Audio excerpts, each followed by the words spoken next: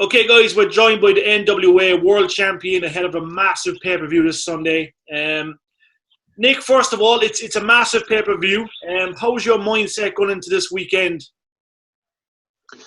It's a little different because obviously, very excited about finally getting back to work and the new partnership with Fight and all of the good stuff that entails. But obviously, there's a sentimentality to it with the show being dedicated to Joseph Hudson's memory. Joseph, of course, better known as Josephus or the Question Mark to fans of NWA Power. So it's going to be a different kind of vibe. But I think the cool thing about it is that the fact that we're starting things off with a pay-per-view means we can kind of we can really focus our energy when it comes to the pay-per-view on kind of delivering a really great show in his honor, and then kind of get back to business with Power. As opposed to, because obviously whatever the logistics would have been, we would have dedicated our first show of any kind to Joseph. So in some ways, it's kind of worked out well that it's a pay-per-view, because it means that obviously guys have a bit more time, and there's a little less, there's less concern about time, and because obviously when it's something like this, you have to be careful to make sure that everyone gets a chance to say what they have to say or do what they what they want to do. And for us, the idea that Aaron would be the perfect opponent, is again, I don't want to say it's turning a negative into a positive, because I certainly don't want it to feel exploitative, but it is a real thing. It is a real life situation that we take pride in at the NWA in being authentic with our audience, and rather than trying to sort of parody the business or make fun of the business, we use and maximize the things that are real in a way that helps people kind of get behind what we're doing, and doesn't insult people's intelligence. So when obviously the news hit us all like a ton of bricks, about Joseph, because it was a completely freak thing. It was a completely unexpected, sort of, I don't even know how to say, like a medical kind of anomaly, just this random thing that happened where, he passed away. There was a few days where we were just also shell-shocked. And then it was one of those situations where it was kind of like Billy and I were talking, and we were sort of going, well, who are we gonna main event the show with? Who are we lining up for a title shot? Like, what are we closing the show with? And it just felt strange, because obviously there, we always have a short list of names. We always have people kind of in the back of our minds, or be it on our roster or kind of on our, in our lineup, and even outside of it, who we're always kind of considering and talking to and working out things with. But none of it felt right. It didn't feel like the right thing to do. And then it just sort of, it was kind of sitting there in the air, and I kind of said, well, what about Aaron? Right? And Billy was, I think Billy was sort of relieved, because I think he wanted to do it too, but I think in a way he was sort of glad that someone else said it first. But we all, it's going to be, I hope it's going to be a good show, and I hope that everyone's going to be satisfied with it. It's, like I said, for us, it's going to be a case of trying to do something that not only helps set the tone for what we're going to be, going forward, but also to do what I genuinely believe Joseph would have wanted, which is to, for Aaron to sort of step up and show that he can be taken seriously at that level, as a title challenger. So pressure, but good pressure, and just a different kind of approach, because obviously we want it to be a special night, and in some ways it's kind of like the masks are off, the facade is off. It's very much Nick Aldis in there, and Aaron Stevens kind of with a wrestling match to sort of to represent the NWA, and I think it's going to be. I think it'll be I'm certainly sure that it will be a side of Aaron that for a lot of people haven't seen. But for all of us, it's just a case of going out there now and delivering and sort of setting the tone for what we want to be going forward. Well, Nick, we appreciate that. We really can't wait for this weekend. It's going to be massive. We're seeing a lot of stuff in regards to NWA at the moment with the new TV deal with Virgin back home here in UK, Ireland. Obviously, exciting times moving forward, because we've had a crazy couple of months with the pandemic, the lockdown, no fans, being able to attend events. Obviously, there's bright days ahead, Nick. So say that again. So there's obviously bright days ahead. We're seeing the new Virgin, and of course there's a lot of things are looking up. Yeah, look, that I certainly don't want to tempt fate, but I feel like we're out of the woods, as far as the worst of it. The fight deal was a great step forward for the company. I know that a couple of news places had sort of picked up on this, but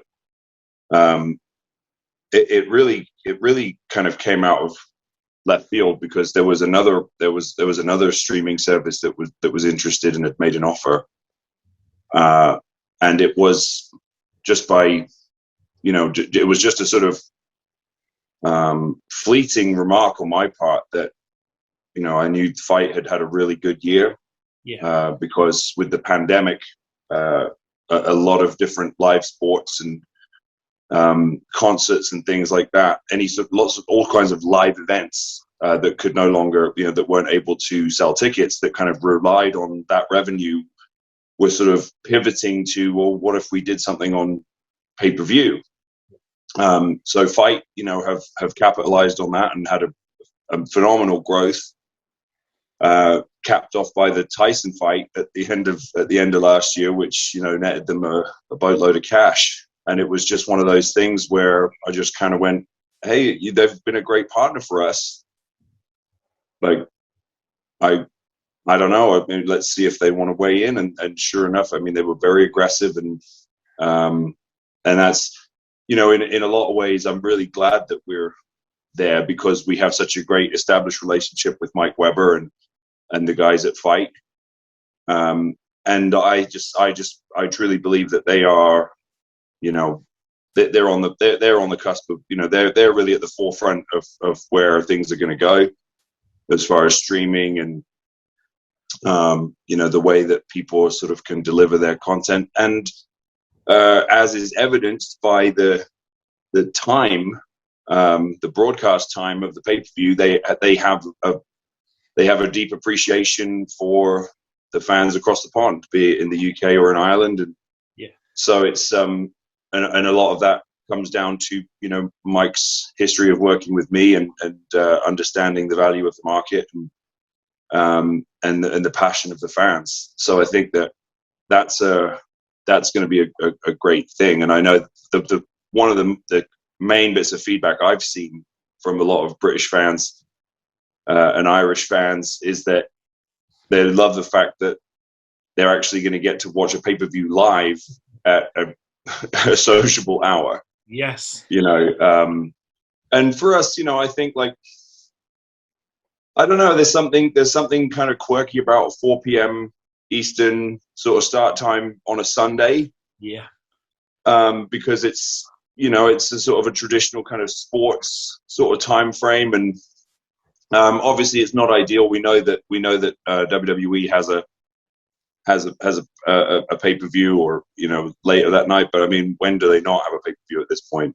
So it's kind of like we can't really be concerned with that. We're confident with our fan base, and now it's all about sort of full steam ahead, getting back on track, and reestablishing, and then sort of cultivating and hopefully growing our own unique audience. I love it. Now, I'm going to pass you to Tim. I know Tim has a couple of great questions here. So, Tim, fire away, my man. I was just wondering there now, as you see, the forbidden door seems to be open in professional wrestling at the moment, with AEW, Impact, and New Japan working together. Is there a chance we'll see more of NWA in AEW and maybe AEW in NWA, as we see Thunder Rosa is in the AEW at the moment? Here's the thing. I love this branding that they've got for this now, this forbidden door thing, because I don't know, could just be me, but I thought that we had been doing stuff with Ring of Honor pretty much from day one, and we had teams from New Japan and CMLL at the Crockett Cup, and cooperated with a number of different independent promotions, and obviously Billy came to an agreement with AEW to loan them Thunder Rosa. So it's kind of like, I feel like it's kind of obvious what the answer is. It's if the business is right, if it's something worth doing. But I'm not in the business of just sort of hot-shotting all that stuff just because it's the cool thing to do right now. My responsibility is to continue to increase my own value and the value of the NWA. But I've said this. I was saying this 3 years ago, that the future of the business, particularly outside of WWE, but I think honestly, even including WWE, is going to be more cross-promotion stuff. Simply because there are talents who are emerging now who are going to build too much individual market value to all be in the same company. This is something that fans can never seem to wrap their head around. They go, why don't you go to AEW? Why don't you go to WWE? And they say it to everyone who's not in one of those companies. They say go there, but then they're all there, and then they're miserable that there's no other place. Then there's no other promotions, or they're miserable that their favorite wrestlers aren't being utilized. Well, there's only so many spots on a card. Yeah. And there's only so many. You can't have. You don't when you book a show. There's only one main event ever. That's they can bill it as triple main event or co-main events, and but at the end of the day, there's one match closes the show, and so you got to pick who that's going to be. And it's no different to sports teams and everything like that. You can't have. There's a reason why. Ronaldo, Messi, name them, right? Like Neymar, there's a reason why most of the time they don't all play on the same team. Because the economics don't work, and two, because they want to be the leader of that. They want to sort of lead their team. I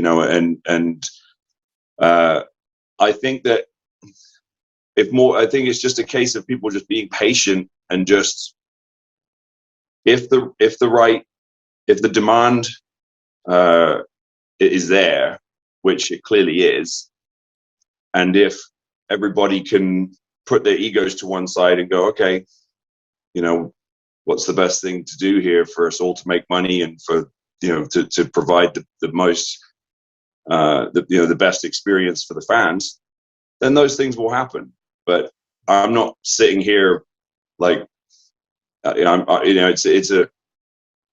not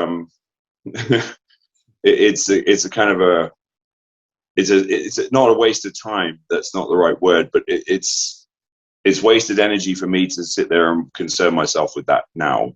My concern is to create the most value possible in every single main event I have, every match I have, every show that I'm on, right? That's my objective, and you know, I think up to this point I've proven that I can do that. Brilliant. And I've noticed there now you've brought in some new stars for your show. Like we have Chris Masters coming in, and I'm very happy to see Masters back on television because I'm a great fan. Is there anyone else you're trying to bring in? Is there going to be a few surprises maybe Sunday on who you're bringing into NWA to stay with NWA? There's a very good lineup, I think, for the new season of Power, but something that I think people are, you know, I want to really establish with people, and I hope that media picks up on, is that the NWA approach is going to be that there are going to be new faces on every season, like a television show. You know, we do our show in seasons, so you're going to see guys cycle in and out. It doesn't mean that they left the company or they got their release and, you know, they're leaving and like, you know, people just love this sort of this you know, just discussing and dissecting all this stuff with wrestling companies all the time, with rosters and this and that. But like, it's a seasonal show, and we want to try to keep people fresh and interesting, and you know, outside of a few of us, you know, most of the guys are not on long-term contracts, right? But I wish people would worry less about who's under contract and who's not, and just wait to see the show. Because trust me, the one thing that's just, and I'm asked this question over and over again, and it's like, there is so much talent out there. So it's like, you get wrestling companies that are busy signing everyone to a contract and then don't do anything with them. Yeah. Or you have wrestling companies that have a bunch of guys under contract and now they feel compelled to use them every single week because they're paying them.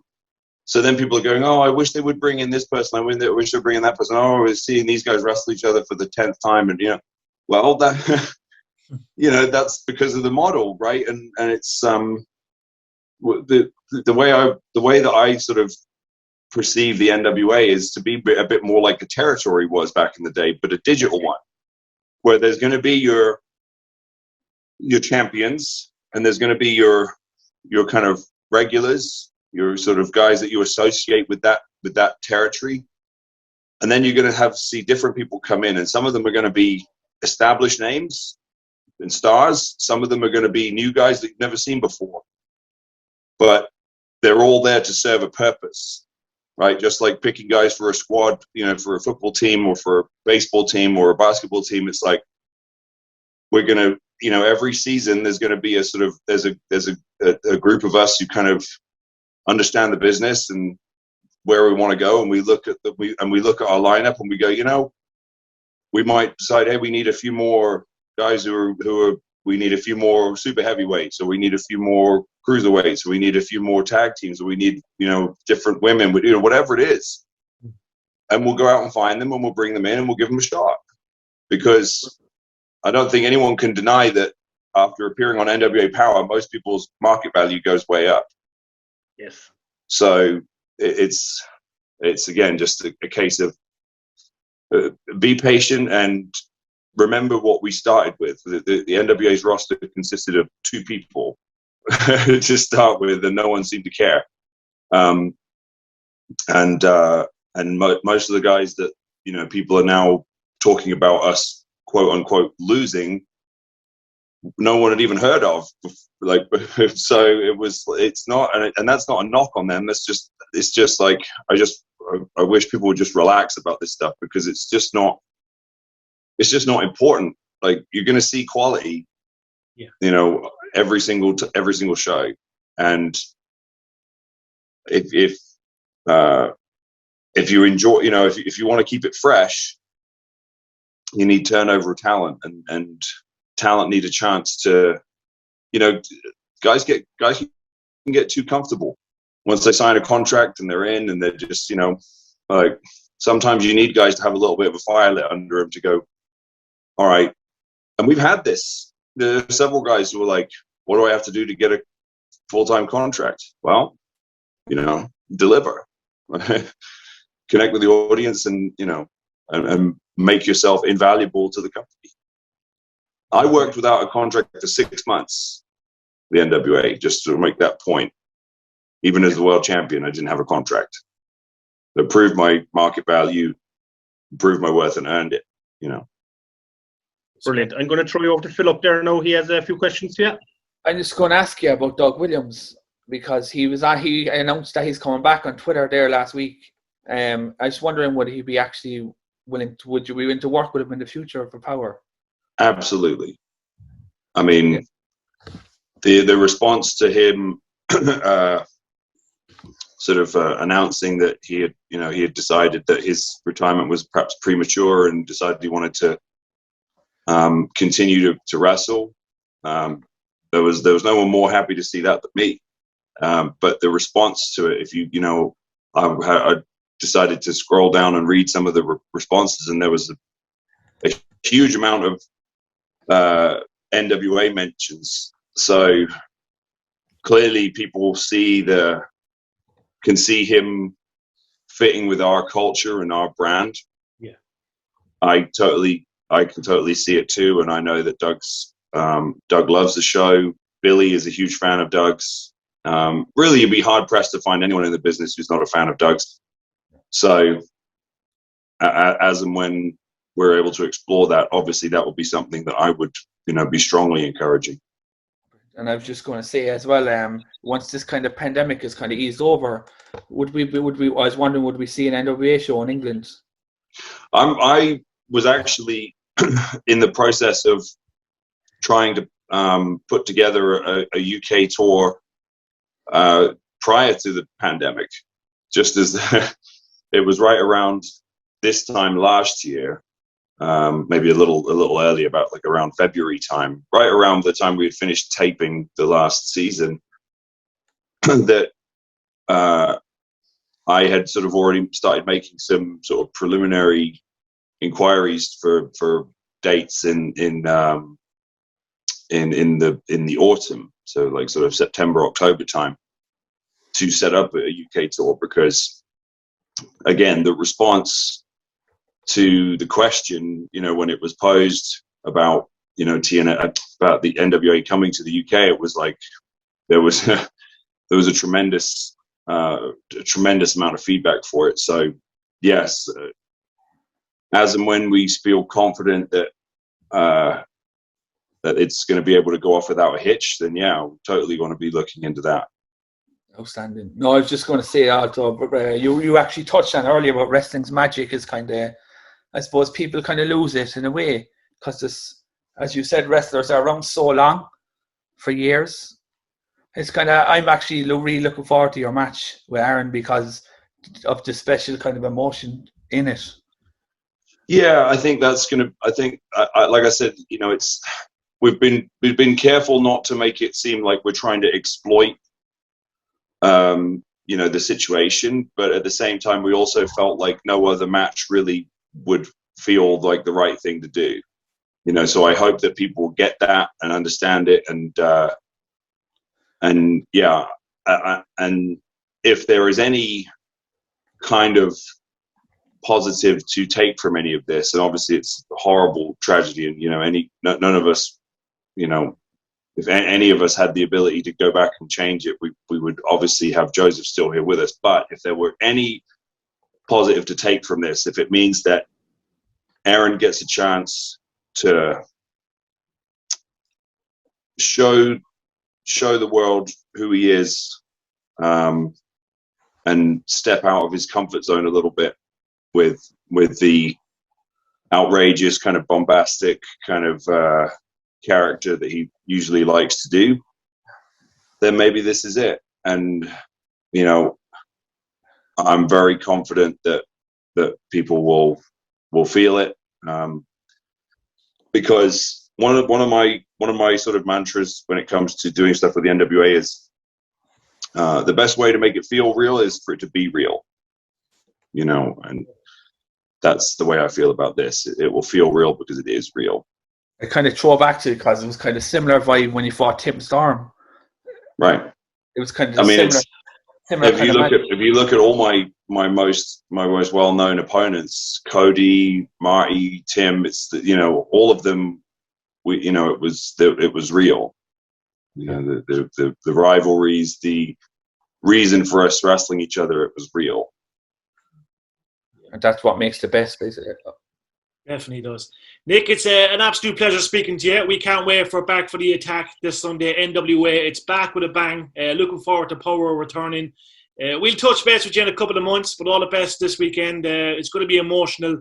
We can't wait from everyone here in Ireland and, of course, across Europe.